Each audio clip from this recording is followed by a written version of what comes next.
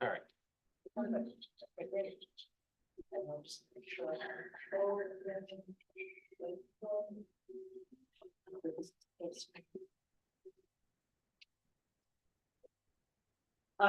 That's actually a good question. So the camera is seeing that screen, but I'm assuming you want us to share the screen. Okay, cool. So we'll share.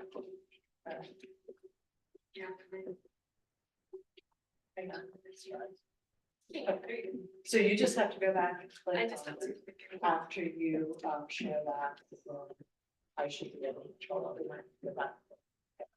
So, Yeah. Okay. But right now. Right now.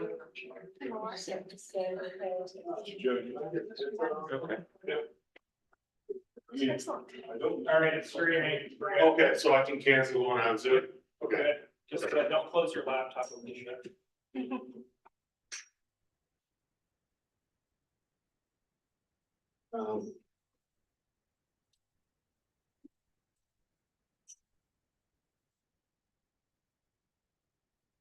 So Paula, you're gonna be presenting from up there?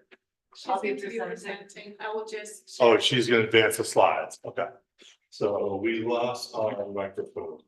There we go. Table on the chair. So.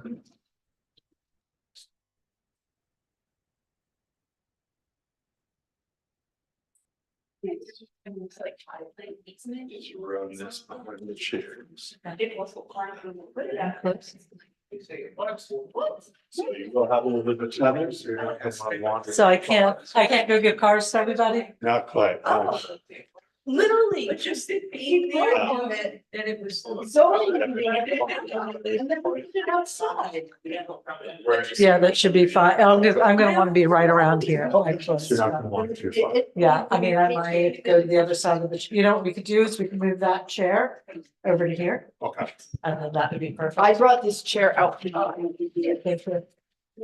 I think over here, Paula's got the high top and sign-in sheets, which are blowing away. I'll be sharing it. She will be.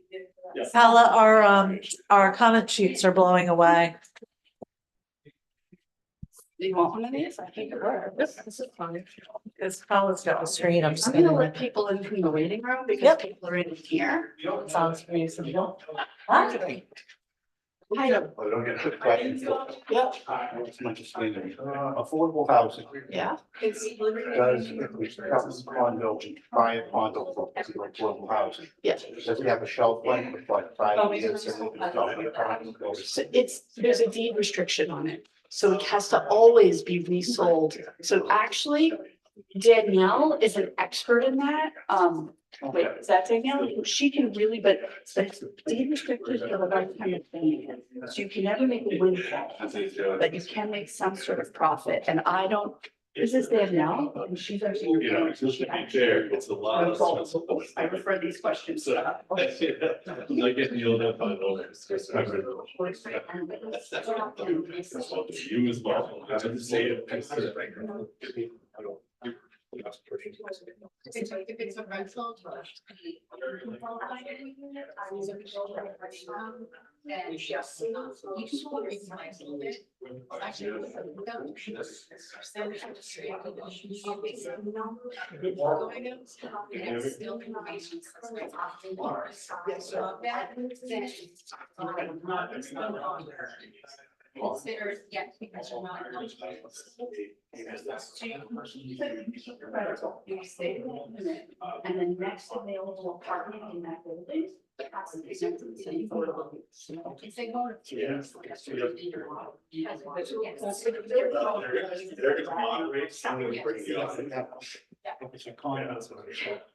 Trust that. So you can go to just. Let's just start technology. Let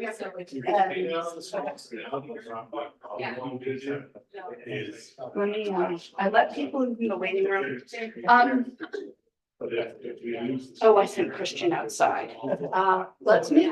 Is Paula also a co-host? Yeah, she can share. She's not, she's not gonna be able to necessarily. For right now, before we start, let people in from the waiting room until I'm sitting back here. Just anybody who shows up, just let them all in. What about, people gonna come up and ask questions?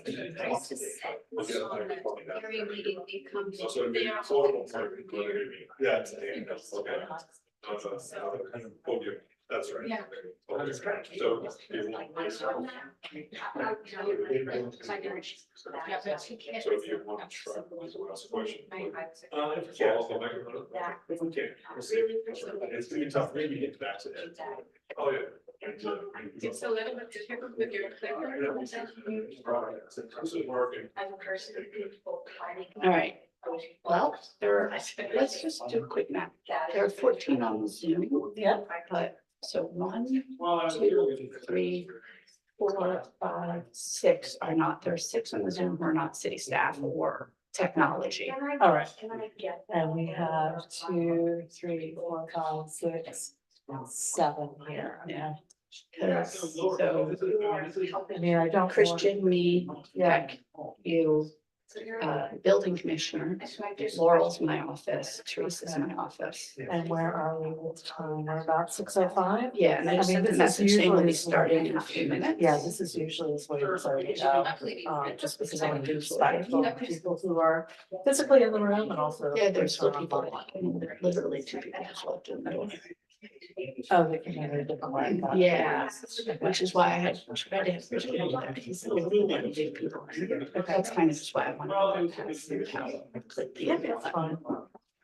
Is she screen sharing? She will be screen sharing when we're ready to screen share. So you have something. So do you want us to go ahead and put it up? So people I can think see it's it? helpful, like it lets people know on the Zoom they're in the right place. Do you want to show it? Not just the screen.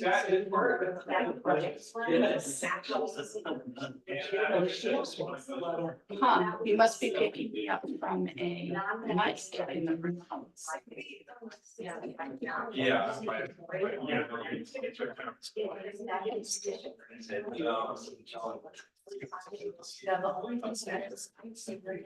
So I should. Kevin is Yeah. ironing a few things out, so he wants you to hold off just a second before we start. Okay, the people remote are telling me that they can, so I was sitting here quietly talking to Emily and they could hear us on the Zoom and on the YouTube. I'll let him know.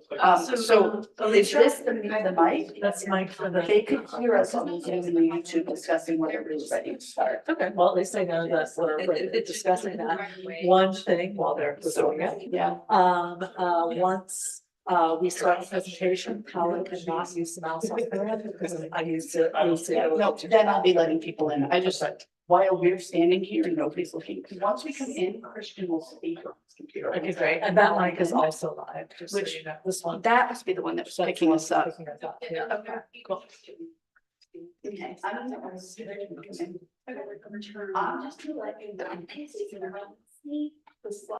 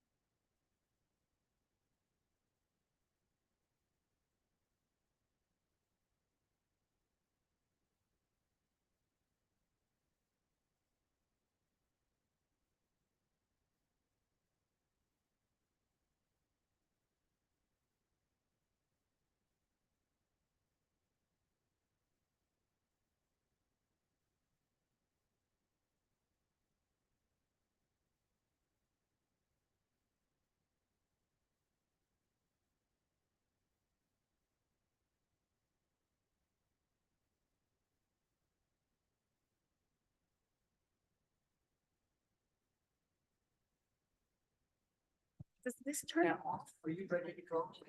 I think we are. It does not turn on. Because it's picking up a lot of surround sound and people were like, we can only have here. They're muted. This is, okay. Yeah, because it's not for the room, but it is for that. It's unmuted now. All right, so whenever you're ready, Alicia, are you or Matt? I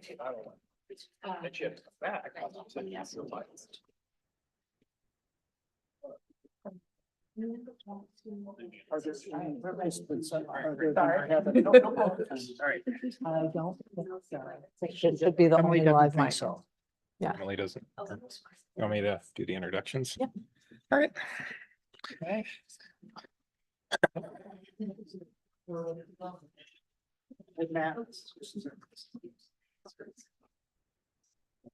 Okay, my laptop speakers need to be down. I don't know what you mean by down. Oh, you mean turn off my sound? Yeah, we did that. All right. Everybody, welcome to this to the zoning update on some of the work that we're doing on Medford Square. It's going to be a little bit of a cozy audience tonight, but thanks everybody for showing up and engaging with the process, and thanks to everybody who's tuning in on Zoom and or who decides to review the recording later. My name is Matt Lemming. I'm a city councilor here in Medford. I'm the chair of the Planning and Permitting Committee.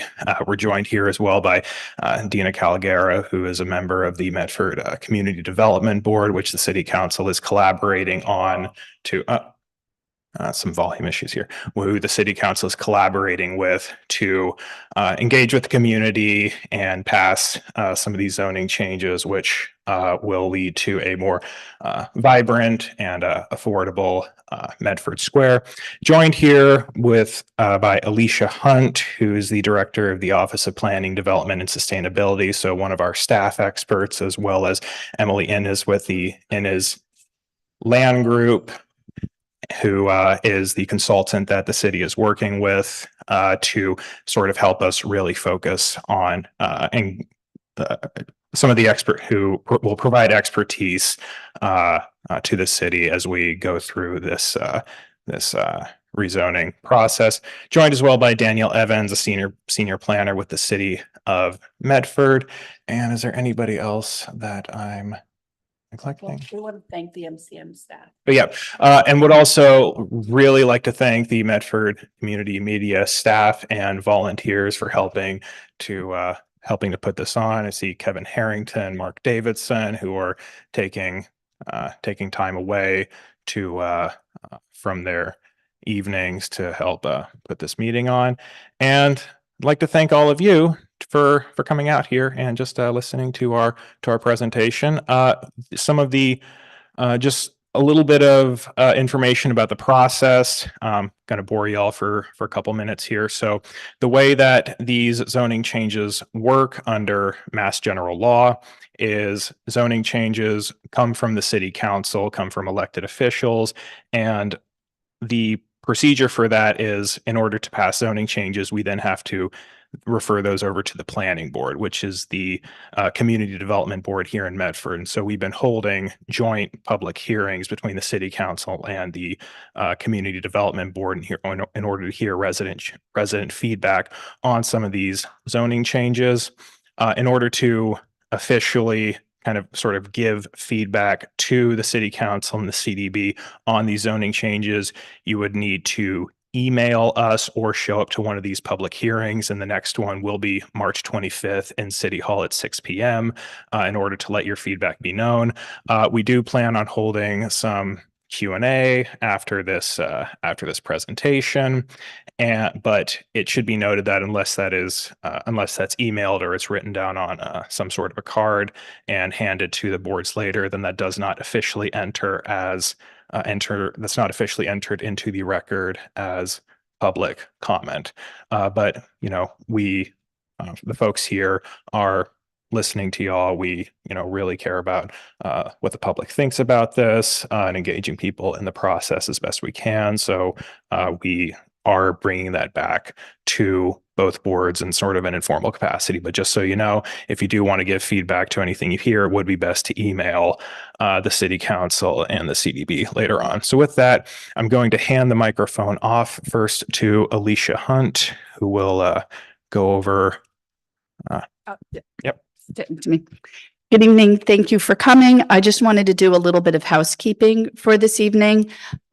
Like we do when there's a public meeting. This is also not a typical space for a lot of us, so I'll just let everybody know that there's a direct exit to the outside right there under the exit sign. We also have a sign-in sheet there. We're happy to capture your information. We also have physical comment cards. So if you want a comment to be given hand delivered to the boards, so you can fill that out and you can leave it with us. And Emily's team has been transcribing that for us to then share with the CD board and the city council. So you can write it, that makes it a comment officially to them. We also, for those on Zoom, have a online form that maybe Christian, are you able to grab the URL for that and drop it into the chat for anybody online? I think people are always curious about this. We have 15 people online, 8 of whom are members of the public. The rest are staff and technical. And then we have, wait, I did count, was it 9 or 10 in the room? That are members of the public, 10 in the room, they're members of the public. I feel like people on Zoom always want to know how many are in the room, and people in the room want to know how many are on Zoom. So I wanted to share that. We also have the bathrooms here. If you go out, so this is the other exit from the auditorium is over here on my right. And that will take you into the main lobby for the school. For anybody who's not familiar with the school, if you just go straight across the lobby, straight ahead, you'll be practically looking at the men's and women's rooms. I think they say men and women. They might say boys and girls, but they're right there and they're full size. It's not like an elementary, and there's a water fountain right there as well. But we ask that you please not wander around the school. There's, we're just using the bathrooms in the auditorium tonight. And I think that was all the things. We caught the comment card, and I will hand this off to, so Emily Innes and her team is the consulting team that we have hired to help us with this project. Thank you so much, Councilor Leamy and Alicia. Good evening. Thank you all very much for being here in person. To those of you who are online, thank you very much for being online. We appreciate your participation. So what I'm going to do is walk you through where we are today, where we are in the process. Councilor Lemming gave you kind of the overview. I'm going to go into a little bit more depth on that, show you some of the things that we've been doing in terms of research into the existing zoning and built environment of Medford Square, how that has been informing what we're doing.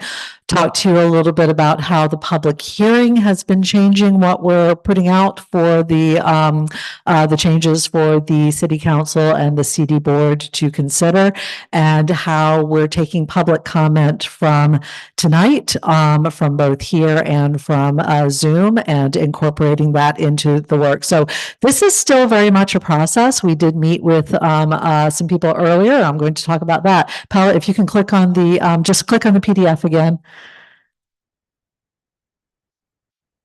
There we go. Beautiful. So these are the things that we'll be talking about. So just where we are overall in our scope as consultants working with the city. We are in phase 1. So we're working on Medford Square. There's some items for cleaning up in the zoning that we're assisting with, but primarily in this phase 1, we are working on Medford Square. Once this zoning has been complete and gone all the way through, we will be moving to working on Tufts Institutional and also Boston Avenue. And that takes us to the end of June. So these are just the things that we're talking about now.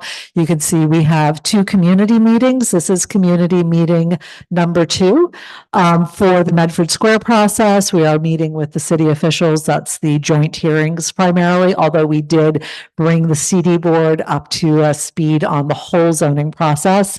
And then in phase 2, we will also have 2 community meetings and the same 4 meetings on those joint boards. So just so you know where we are with that. In terms of a timeline, you can see second public meeting right here, March 11th. Our first public meeting was at the Senior Center. It was a daytime meeting. So what we're trying to do is capture people at the different times and places that work for them. We then had that joint hearing on February 25th with the City Council and the CD Board. The two groups together discussed some things that they would like us to delve further into, and we've been working on that. So on March 25th, we will be presenting our recommended changes based on what we heard on 219, what the City Council and the CD Board gave us on 225, and what we're hearing from people today. So it's one of the many reasons we really appreciate you being here.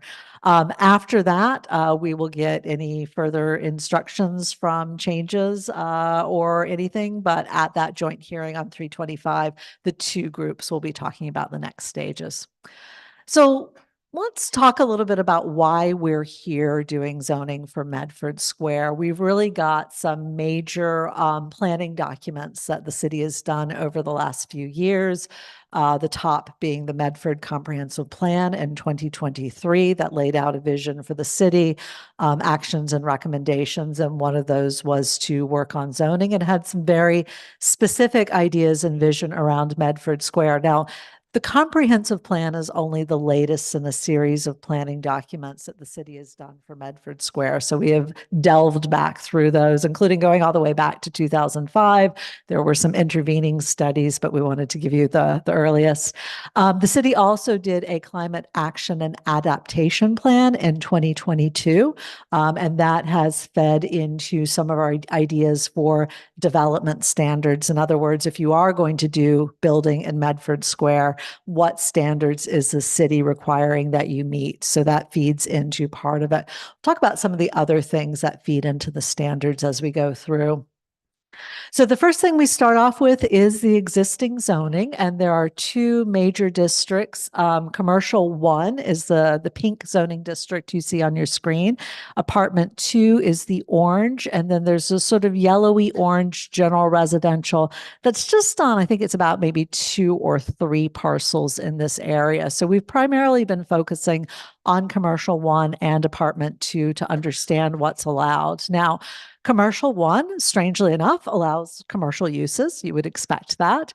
And apartment 2 allows residential uses. So one of the things that has been part of the vision for Medford Square is this idea of mixed use. And mixed use could be mixed use within the same building or mixed use within the same lot. And that's coming out of planning discussions and theory and practice about residential supporting the businesses, the local businesses. So if you get enough people living in an area, they support the businesses that exist in that area. One of the things that we have seen over the decades is a hollowing out of downtowns because there's just simply not enough people to support them. And the planning practice has been to add the mixed use to create that support. So that's one of the things is, commercial 1 and apartment 2 don't allow for that mixed use. So one of the things we're doing is adding that back in. The other thing that's quite interesting, and although the dimensional standards were on that map and on the physical maps we have in the room, we always look to see, does the zoning actually allow what the community wants to see? And it's quite frequent in New England towns and villages and cities that the building came first and then the zoning. Actually, the type of zoning that we mostly have now, which is one very much focused on the separation of uses, turns 100 years old this year. It's the anniversary of a court case that led to what's called Euclidean zoning after Euclid, Ohio. And that zoning was about separating uses, having commercial and having residential, but not putting them together. But most of our communities, especially in New England, are much older than 100 years. And so what we find is at some point zoning came into a community, didn't always zone well for what was already there. So one of the things we look at is, what does your current zoning allow? And it doesn't match what you have and doesn't match what you want. And I've just cherry picked height as a dimensional standard because a lot of people to talk about this, because a lot of people, it's easy to look at a building and say, well, that's 4 stories or 3 stories or 10 stories. It's sometimes a little bit harder to say, well, is that front setback 25 feet or is it 5 feet? easy if it's 0. So we're going to talk about height. So right now, the commercial 1 district allows for 4 stories for other permitted uses, which is basically anything other than the multifamily or assisted living at 6 stories or a hotel at 15. So the commercial does allow multifamily, but it doesn't allow mixed use, i.e. multifamily and commercial in the same building. And it allows 15 stories for a hotel. Apartment 2 and this is symptomatic, by the way, Medford's dimensional standards are pretty much all use-based. So how high, how much, how it fits on the lot is all based on use and not based on district. And what this does is it leads kind of a choppy effect depending on what use comes in. It also limits what can happen if a use you want in an existing building doesn't match the dimensional standards. So in apartment 2, remember side by side with commercial 1, 2.5 stories for a detached single or 2 family. 3 stories for an attached single or 2 family. That's a townhouse or a row house generally. 6 stories for multifamily and 15 stories for other permitted uses. We have heard through many conversations with the community that 15 stories is not a height that people have wanted in much of this part of the area. So we're taking that into account. And then we're also looking, well, what happens if you want a mixed use at 6 stories and that's not allowed. The other thing that, as we think about dimensional standards and uses, that is really important is how do you allow it? Do you allow it by right, which means the person who wants to do something just has to get a building permit? Do you allow it by site plan review, which means the use is by right? You have to allow the use, but you can put some conditions on the building or the site. Or do you allow it by special permit, which includes site plan review, but has a higher level of discretion, which means the planning board can say no to the use. So as you're thinking about this, all of this is coming into play. What do you allow? The where, the how much, the how high, the how wide, where it is on the lot, and then the how do you use it? What is the permitting process? So we also did a lot of maps on the existing conditions. I'm not going to show everything. They should be on, I believe they're still online for the city's website. We are building a new website, which should be ready to launch this week, actually. So this shows just the boundary of the area. This is the Medford Square that we're looking at. We have talked about how that boundary should shift and would be really interested in hearing your thoughts. We looked at the existing uses. So just so you know, the lighter yellows, oranges and browns are residential. Red is commercial, purple is industrial, and the bright blue is municipal use. So we like to know what's on the ground, not just what's zoned, but what's actually there. We looked at the historic buildings. So a historic inventory was done of Medford Square. There are some buildings that are on the National Register. There's one building that has an actual preservation restriction on it, which is deed restricted. There are others that have been deemed to be architecturally significant. There are some where the architectural significance either wasn't there or it's been lost over the years, and some were just noted. So here are some of the buildings that are on the National Register of Historic Places. One of the things that we heard from the Community Development Board in thinking about the zoning is how do we put into place either standards or incentives to protect these buildings. And so that's something that we've been working on and are looking forward to sharing at the March 25th public hearing. So those are kind of the things, the existing conditions, what's on the ground now, what uses are allowed now, what's the zoning, where are the historic buildings, how do we think of this? And this was the map that was referred from the City Council to the Community Development Board last spring. So this is undergoing some changes. We're going to show you some of those tonight. You can see there's a couple of districts that this map boundary is larger than I just showed you, and that's because we've already been making some changes in response to public comment. So you can see a mixed use 1, which is the paler blue. 2A is the bright blue, 2B is the purple, and mixed use 3 is the very bright purple in the southeast corner there. There are also some neighborhood zoning districts that are not being discussed now. So taking those neighborhood zoning districts out, you can see again, 1B is the the lighter blue, 2A, 2B, and 3. The uses mostly remain the same among these mixed-use districts. It's a square. We want a certain amount of commercial and residential and certain types that are appropriate to a downtown of a community. Where the changes really come is in terms of the height and in terms of some of the other dimensional standards, the setback, which is how far from the edges of the lot you can build, and some of those other key standards. So I'm going to actually go back because I can see it here. So the lowest, so we've got two height levels. One is the base height and one is what's called the incentive height. And what this means is that you have a base height that you're allowed to do as of right. You can go and put your building permit in. You may have site plan review depending on what else is going on, but that's allowed as of right.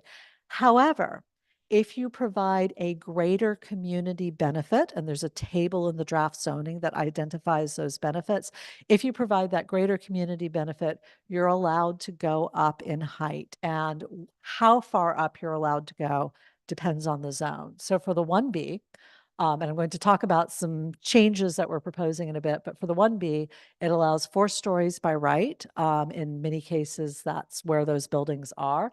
Not all of them. And then it would allow just one more by that incentive in exchange for the public benefits. Public benefits include things like affordable housing. Different levels of affordable housing gives you the right to more height. And it includes some of public amenities as well in terms of things that would be helpful for a downtown area, plazas, parking changes, energy efficient buildings, those sort of things. There's a structure system in there of which benefits allow which levels of height. So 1B, 4 stories, 1 incentive, 2A, 4 stories by right, 2 incentive, 2B, 7 stories by right with 2 incentive, and 3, which is right up against 93, is 8 stories by right and 4 incentives. There are quite tall buildings there already, and of course you're right up against the highway. So for those of you in the room, these tables are up on boards, so you can go and have a look. And if you want to go and have a look and come back and ask a question, that's fabulous as well. But I'm just going to tell you what they are. I realize they're a little bit difficult to see. For those of you online, we can always come back to this if you have a question on it. This will also be available online for anybody who wants to look and then use that form that Director Hunt mentioned. It says the 2025 joint hearing may include additional suggested changes. I will say that the 2025 hearing did include some additional suggested changes on some of these boards, so we're working on those. But what this does is this tells you what building types or uses are allowed in each of these districts. So you can see historic conversion, i.e. the conversion of an existing historic house into more than one dwelling unit is allowed in 1B and 2A. A multiplex, which is 4 to 6 dwelling units, is allowed in 1B and 2A. And then after that, multi-unit dwellings, 6 or more, because this is a downtown, we do want to have more units. The commercial building and the mixed-use buildings, these are allowed in all of the districts, but the height varies by district and other dimensional standards vary by district. These are the dimensional standards. So just running down what dimensional standards are. So I think I said before, they govern where you can build in terms of what lot sizes and also where the building is on the lot. So they range from the lot area, which is just the square footage of the lot. There's a minimum lot area that's required. That has the frontage, which is the length of the lot along the street is what the frontage is. The facade build out is how much of that length has to be the building facade. In other words, how much building you have to have. That's important for walkability. What we don't want is large gaps between buildings that break up the teeth. You don't have a lot of those now, and we don't want to create an incentive to create those. Active ground floor talks about what's happening. If you're a pedestrian walking along, what can you see? Now, it used to be that active ground floors were just retail or restaurant, but what we found is that depending on the market cycle when something is built, it can be really hard to require that. People were building mixed-use buildings and leaving the ground floor empty because they couldn't fill it.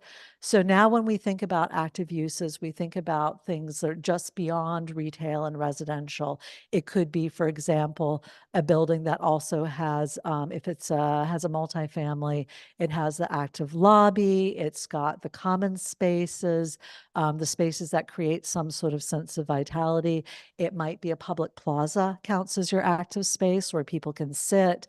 Maybe there's a cafe in the building so people can sit and eat outside. So the planning theory has been to expand that in many communities. The base height is what I was just talking about, the height of the building, and then the incentive height. Setbacks are how far away the building is from the front, the side, or the rear lot lines. Building coverage is how much of the lot is covered by the building itself.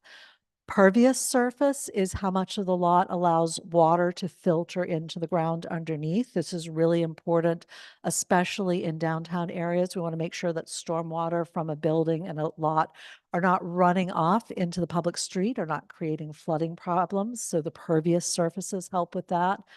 Open space landscape is how much of the lot actually has green on it.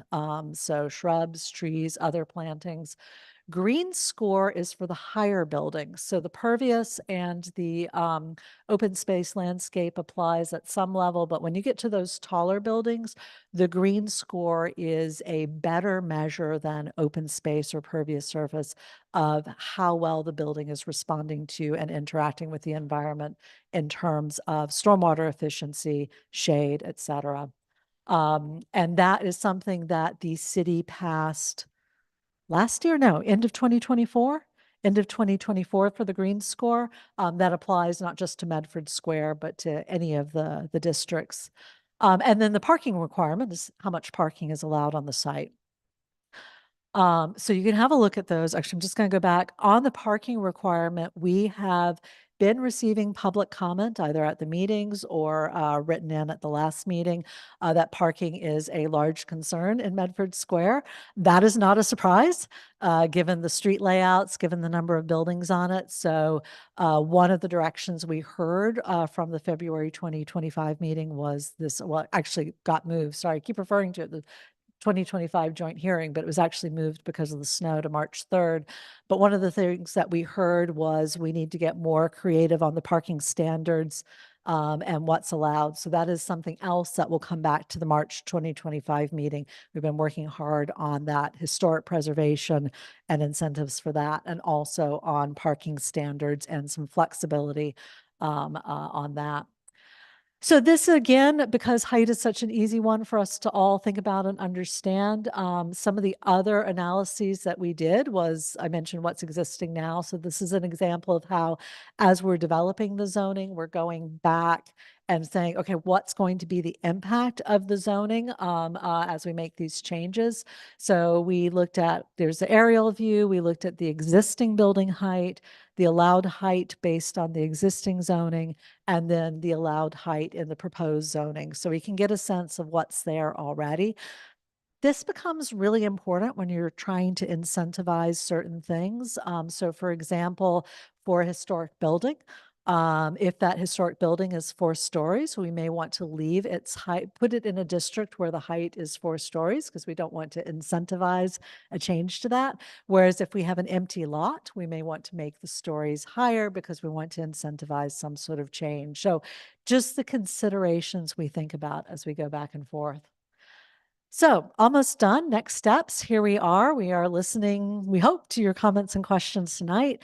If you have them written for us, we'll take them back with us. Or if you want to think about it and put the question in the online form, that would be great.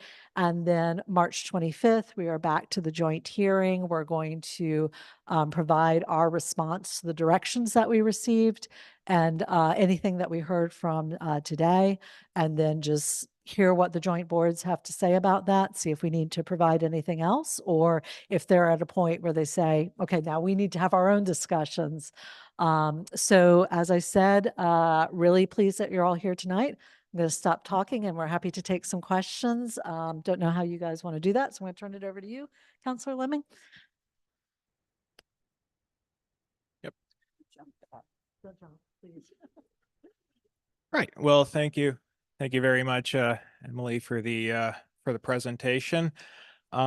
So at this time, if anybody has any questions, comments, feedback, input, concerns, anything they'd like to say about the presentation, then would be very pleased to hear it. I'd also like to recognize my colleague, Counselor Anna Callahan, who came in at around 6:30. So she's another resource as well. And Alicia, is Zoom set up to receive questions from people who are here virtually? Right. So Here, do you want me to? So want us to share Zoom on here so people can see people talking? Yeah, can we stop the screen share unless people want it? Yeah. What I was gonna do is usually we go back and forth. If people on Zoom want to raise their hands, we can call on them. We did turn on the Q&A function. If people can write, they are welcome to write their questions in Zoom in the Q&A function. Or raise your hand and we can unmute you. And if people in the room have questions, we have a mic. Paula has the mic, but so, okay, sorry. So Paula has the mic for people in the room. We have to use the, sorry, I should never have looked up at the screen. We have to use the mic so people on Zoom can hear the people in the room. And so we can hand that around. And so raise your hand on Zoom. I don't know if you heard that. Apparently that was an issue. If you want to ask a question or make a comment, or raise your hand in the room, and Paula will, I'll call on you, unless Matt, you want to call on people, but we were going to alternate between the Zoom and the. sure. Is the audio set up so that we could hear? Yeah, Kevin is taking care of it so that we can hear audio from the Zoom if they ask questions on Zoom.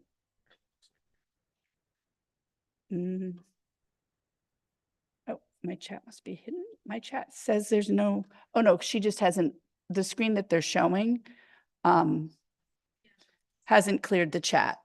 So yeah, there are actually no hands raised and there's nothing in the chat right now. Is it anybody? Nothing? Somebody must have a comment or a question. All right, so we have one in the room. So for tech help, we just want to make sure that this mic is, Paula, do you want to just talk into it for a sec? No, Kevin, maybe we don't know how to turn on the mic in the room. I know she's tapping on it, but say words into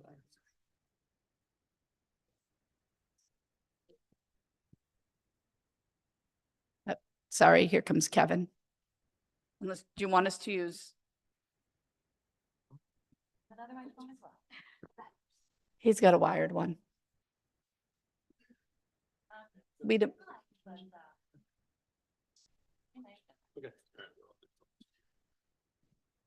I can. Does that mean people will just kind of have to come over here? We can't. Yeah. Is this the furthest it's going to go? No, that's It's when you behind go. my chair. That will go further. Yep. With that one, or? You can start. Do you want to just start with this one here? But you're going to have to come over here, unfortunately. If you wait 1 second, or you can talk into this one. That's all right. I can. You know, my question is regarding the electric substation that's on Salem Street. Who owns the land? National Grid owns that land. It is a National Grid. Oh, do they have a long lease? I mean, are they planning to move out of there, or what's the situation? Right. So National Grid owns the land and they have never indicated to us that they want to do anything else with it. We think it's an important substation for them. But usually utility companies would not move something like that very, very easily. Okay. That's all I wanted to know. Great. Thank you.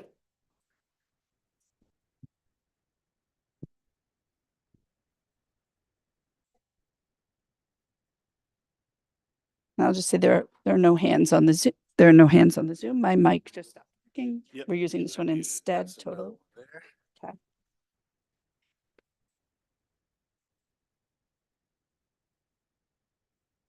Second.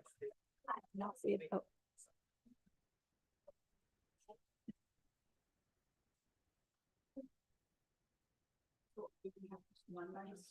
What we're gonna do is, if you can keep going with this one, and I'm gonna bring this up to the booth and see if I can troubleshoot it back up there.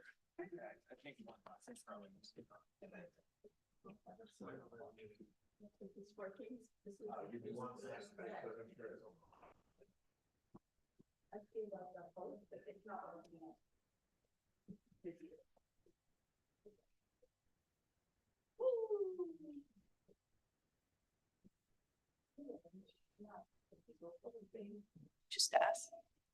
Go. This mic is now working. Is the level ready? Good, okay.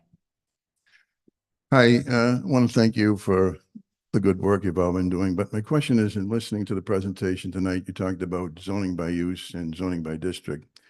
And I was just wondering, does the zoning in its final form, will it reflect the impact on traffic? You know, if we have certain uses in certain parts of the square, how will zoning incorporate or reflect the quite a bit of traffic that, you know, transits that area today? Emily, you wanna, this is one that you've answered before. You guys can fill in.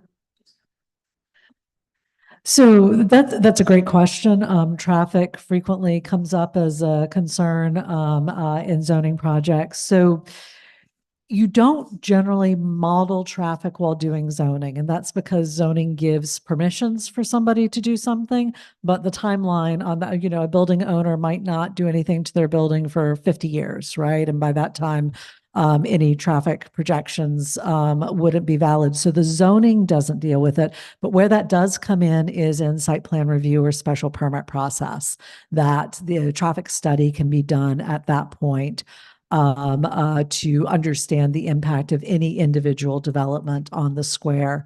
We have experience driving through the square at different times of the day and evening, so we understand the concern, but it's not one that zoning itself typically deals with. I think that also gets to kind of some of the work that we're doing on parking management, because parking and traffic tend to go hand in hand, right? If people don't have a place to park, they may do some circling around, which doesn't help with the traffic. If they have other alternatives, such as the bus lines, and there's an encouragement to use that, it doesn't solve the traffic problem, but it does, you know, help address parts of it. So we are cognizant that that's a concern, but it's not necessarily one that the zoning itself can fully address. It's what happens when an applicant comes in that addresses that. So, Alicia, I don't know if you have anything else. Microphone check 1, 2. Pardon for the interruption, folks, but the wireless microphone rather, should now be working. Thank you, Great. Kevin. Thank you, Kevin. Oh, look at- We have 3 microphones now, folks. Is there's somebody on Zoom? No, I'm not seeing anybody on the Zoom who's raising their hand. If there is anybody who wants to ask a question, just feel free to click the Hello. icon on Zoom. Hi, my name is Rini. I live on 11 Ashland Street. And thank you for having this meeting. I'm trying to envision what that would be like if you allow 15 stories on Salem Street. So actually, to be clear, 15 stories is what's currently allowed, but is not what is proposed.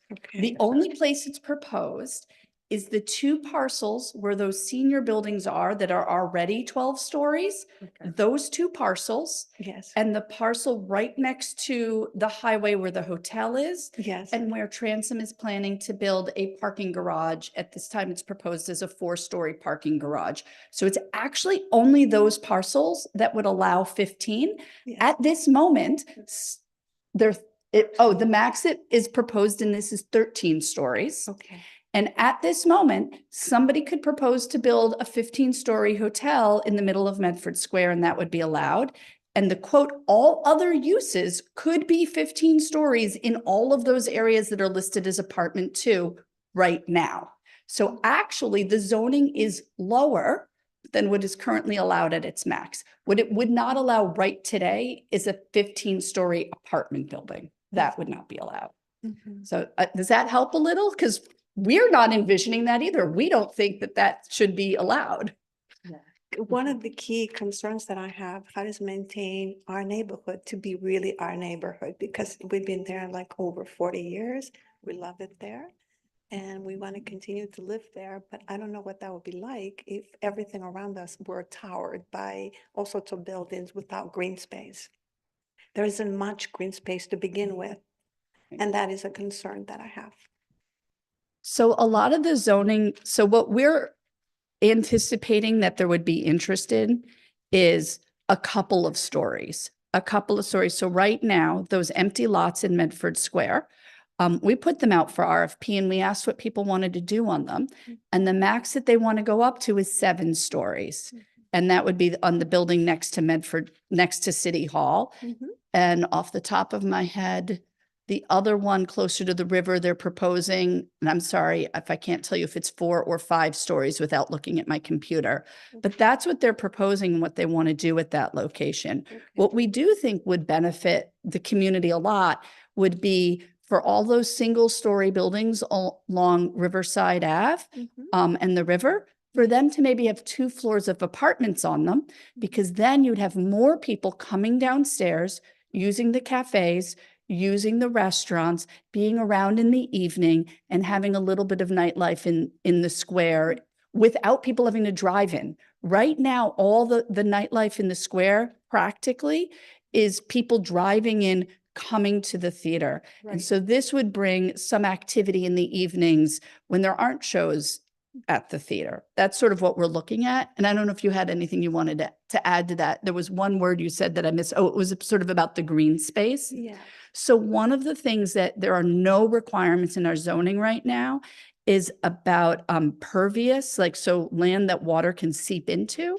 And we don't have really good requirements around environmental stuff. So the green score is where people get points for grass, trees, bushes, green walls, you know, maybe you put vegetation on the wall. So adding some of that in, and I think you can speak a little better to some of the details of that area. Yeah, actually on Green Score, I'm going to pass it over to Paula, who helped develop it. Sorry, Paula. But I will say that we very much recognize that there's not a lot of green space in Medford Square. We also recognize the concern about the residential neighborhoods next to Medford Square. So there's a couple of standards we've put in there. One is to keep the height, they have to step back the height away from the residential districts. And one which we have not yet presented but have discussed, we will have the language for the March 25th meeting, is a daylight score that requires a certain amount of minimum daylight to be on those buildings, which will obviously have an impact on the design. I don't know if you want to talk about the purpose of the green score and some of the things that might lead to. Yeah, so the green score is going to be, is trying to, considering the higher impact of more build out, trying to get that ecological, green, and stormwater management to be better than what it is at the moment. So you can have, there is like a table of a menu of many different things that you can do. And what it is based is into improve the ecosystem of the site. So if you have trees, bigger trees, that gives you more points. If you have a green roof, that it helps to absorb the water, that gives you more points. Pervious surface gives you more points. And so we have a minimum that every development needs to achieve so that we get that water management and that better public health, basically. Also, what it tries to do, this zoning plan, is to connect better to the public spaces that are already there along the river, for example. So how can that be brought better into the area. So how do we zone, have some uses that are more connected to what is already there, that it's not being really used? I agree, we have great resources in Medford Square, but how to be able to make them useful Sorry, for can you hold the everyone to mic up? I enjoy. can't barely hear you. Oh, sorry. I agree that we have wonderful resources in Medford Square, the river being one. Oh, how we can make that be accessible to everyone and for everyone to enjoy and have a healthier environment. So that's my concern. Yeah.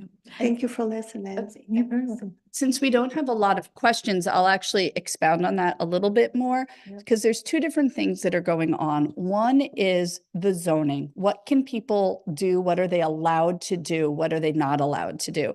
And the other is that since 2020, the city has created a position of a director of economic development and economic development staff. And so those work in my office. And those people more engage with developers and landowners than the city's really ever done before. It used to be really just the mayor and the community development director doing that. And we said, we really need more people to engage with that. So the person who actually owns all of that between Riverside and Clippership, it's one company and it's one person. And we have been engaging with him, trying to work with him to help. How do we encourage him to develop something where you have businesses facing Clippership Ave? And what can we do to sort of incentivize him? As you may have noticed, some of those buildings are empty now. That was by his choice. One of them is in pretty bad disrepair and needs to be renovated.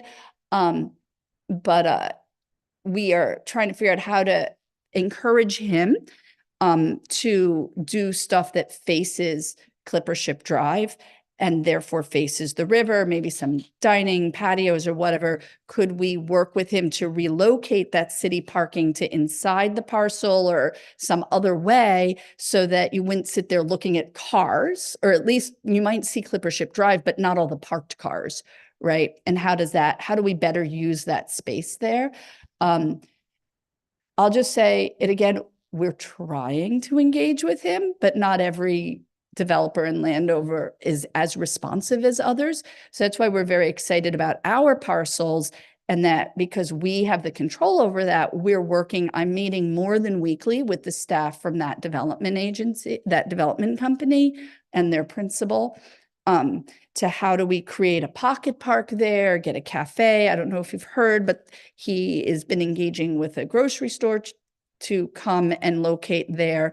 And so we're trying to get that project done because we think those things will really benefit the square. And the other thing he's committed to is doing a lot of public art with relation to that, mostly on that parcel, but that he will be funding the art as part of it. We keep talking about a parking garage, but the mayor and I have been very clear with him that we don't want it to look like a concrete parking garage. How do we make it look nice? Like if you ever go to Assembly Row, you're like, oh, that's an interesting kind of wall mural. And then you go, oh, actually that's hiding a parking garage behind it. Like that's kind of the feel that we're going for, and that he has agreed to doing. That was what was in his proposal. So working with the property owners is sort of separate from the zoning, but we've encouraged them all to weigh in. So the transom developer owner, the one we're working with on our parcels, he has given us very concrete suggestions for what would and would not work in the zoning to make his parcel work. Whereas some of the other property owners, we've asked them if they would give us comments and feedback, and I don't have anything. So that's some of what we're trying to do, is build those relationships. Yeah, and Alicia, if I can jump in on the zoning side. So interesting when you're doing zoning, because there's a lot of kind of misconceptions about how zoning works. I do want to make it clear that zoning isn't retroactive. In other words, it's not passed and then everybody who already has a business or a building has to comply with that zoning. It comes in place when something changes. So the things that we talk about with the green score, some of the dimensional standards, some of the parking and preservation, that would come in if something changes. It's not that business A that's been there for a while has to comply. that can sometimes alleviate concerns, but can also, raise, I thought we were going to get X. Well, nobody's come in with a permit yet. So that's why I say zoning provides permissions. It creates some opportunities. It has some limitations, but it doesn't force anybody to change. I think the city is in the unique opportunity for Medford Square that it has some land that can work for a closer change, a more current change. But some of these things somebody could come in next year with that change. Somebody might come in 5 years with the change. So what we try and do is listen to the community, set up those conditions with the right balance of permissions and limitations. And that's what we're hoping to hear over this process. And then allow those with the property, whether it's the city or private property owners, to come forward to meet those goals. So, your comments of we'd like to hear, see more green, that's really important. Your questions about traffic, really important. This is what we try to integrate into the zoning. Any more questions? We don't see any on the Zoom. Okay. No, I'm not seeing any more questions on Zoom. Is there any more? Ralph? My questions are, what impact have you looked at to solar rights? Because it's an east-west corridor. You already run into this at 300 Salem Street, where the apartments behind are going to be shaded for a good part of the day. Now, I don't know the exact numbers, but I believe you have to have solar for 50 to 60% of the day to put solar on your home. I have solar on my home. I have high velocity heat pumps. We converted all that. Works excellent. But what are you taking away if you put a building that's too tall in front of these 1- and 2-story buildings?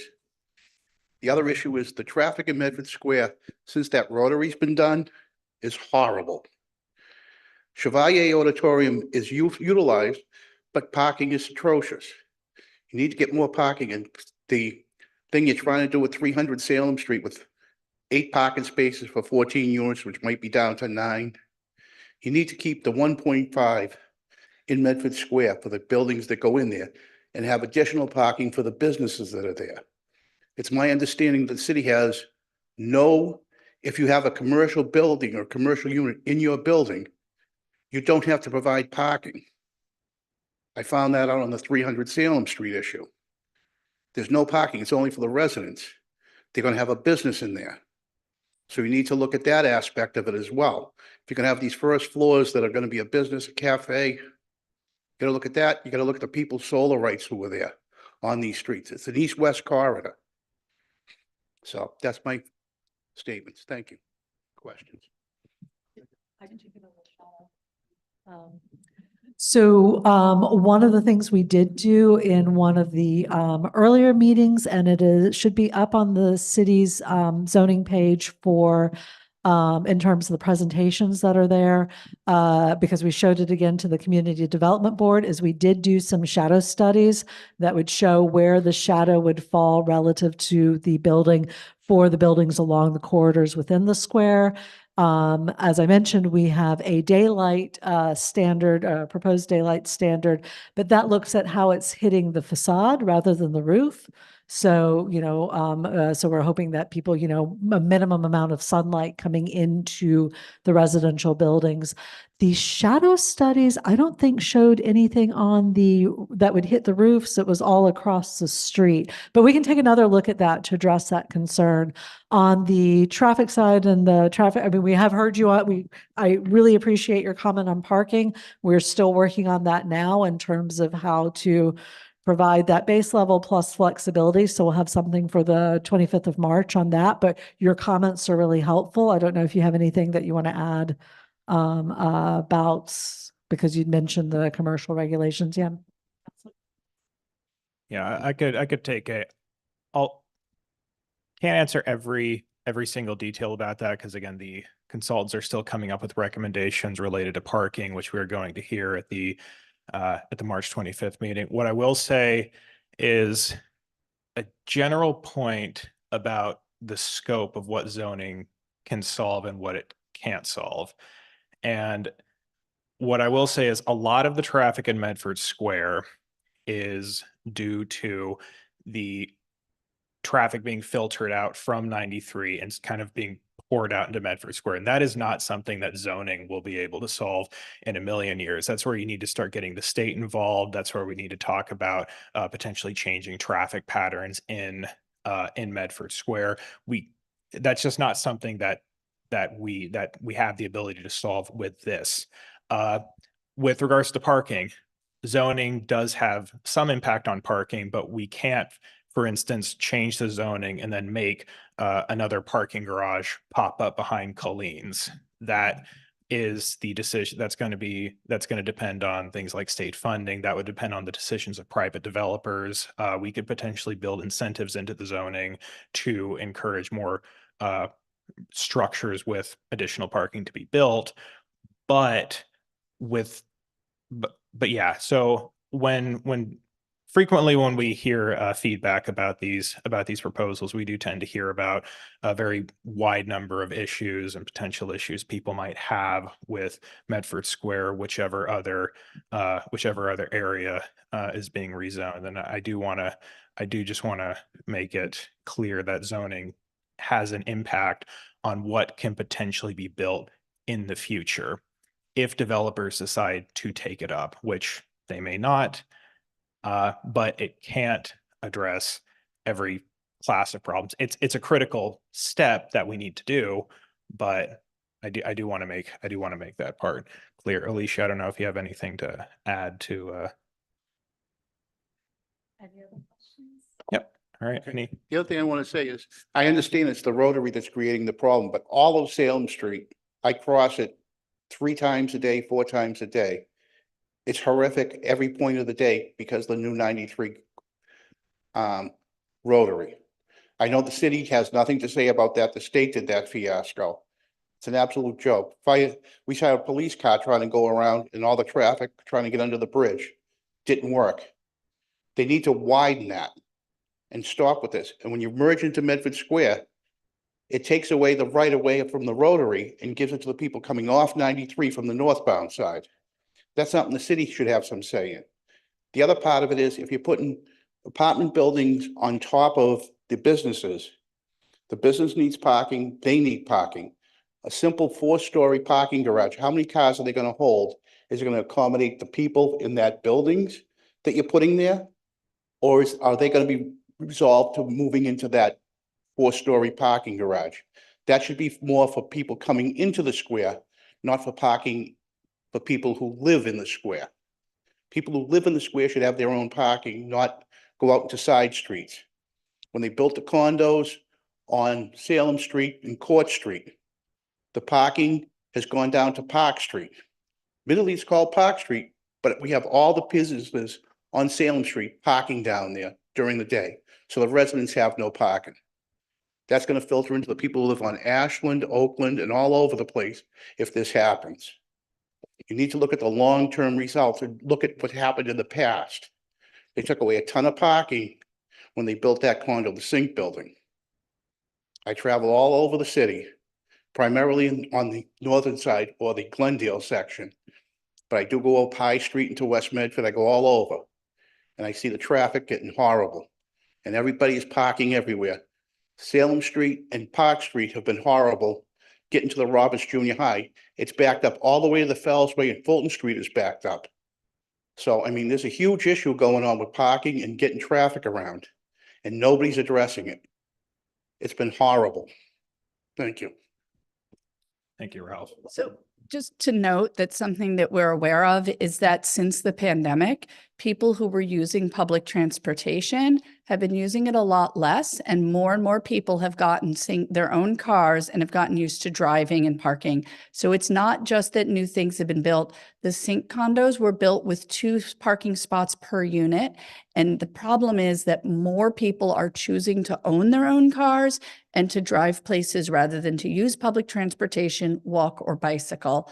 And I know that a lot of people don't like bicycles, and I know that a lot of people don't like that rotary, but as somebody who walks and bikes through that rotary, I feel a million times safer than I ever did before. My children were walking through that rotary starting when they were in 5th grade to get from Salem Street to City Hall. And I just wish that it was the way it is now, because it is dramatically safer for people who are trying to move without using cars. And the easier we make it for people without cars, the more people will walk. A lot of people didn't used to let their children walk through there, feel comfortable doing it now. So we have to figure out that balance. How do we get people? There are some people who have to, I like to frame it this way. Some people have to use their cars. They don't have a choice.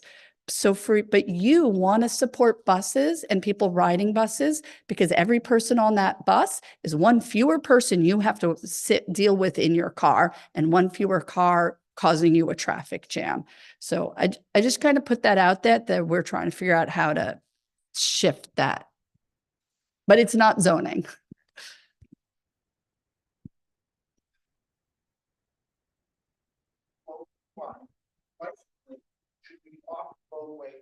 It is. Why It did they is. put that there? It It's is. cobblestone on the edge. No, the bikes are supposed to be on the asphalt, on the 12-foot wide asphalt. That is where the bicycles are supposed to go. The cobblestone is just there to keep people from zooming through there and from But it's going so quickly. It's over the curb. So they're not going to jump the curb to go over the cobblestone. The bicycle lane could be on the other side next to the people walking. It is. That is. There is no bicycle lane in the road of the rotary. But just Bicycles should not be in coming the up to the rotary as well. Coming up to the rotary, the bicycle lane is quite wide. The sidewalk There's is no quite wide. bicycle lane. No, sorry, there's no bicycle lane coming up to the Salem Street Rotary. I ride my bicycle through there. I drive there every day and I see a white line out there. They put Oh. they put a bicycle lane down Park Street. It's not a bike lane. That's just it's a marked shoulder. It's just the shoulder. That's not the bike lane. Sorry.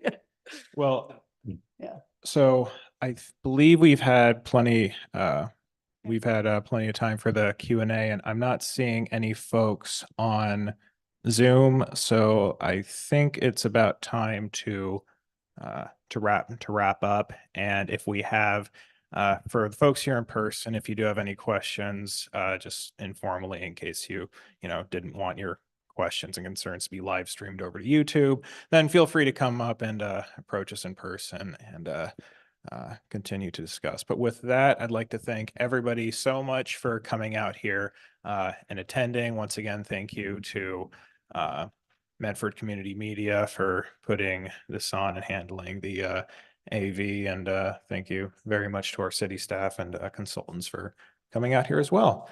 And with that, yeah, I'm gonna wrap up there.